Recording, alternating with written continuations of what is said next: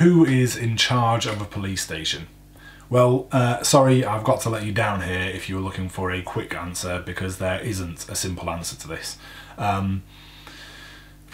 Police stations range a lot in terms of size and function, and with different sizes and functions comes a different answer to this question. You get police stations which are just satellite stations for local policing units, where perhaps just a few uniformed officers parade every day as a way of getting out to do their work without having to drive there from the main police station in the first place.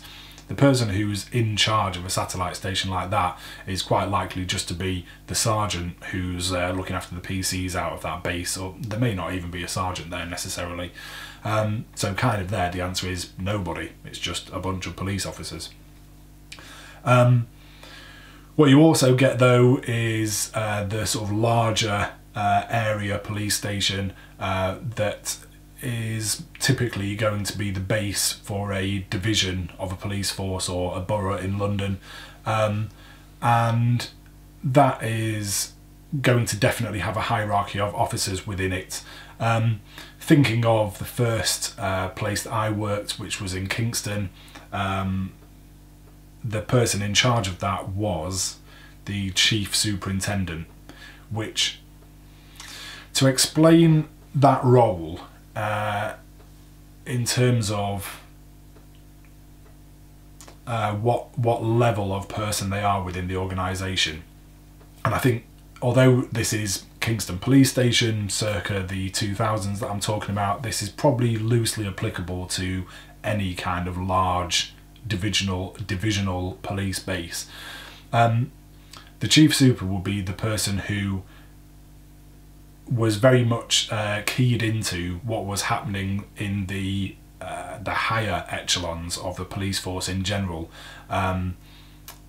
So they would be very much aware of organisational directives and, I don't know, that kind of thing. I don't have the right kind of high up corporate language to explain that sort of thing, but I know that that's what they spent their time doing.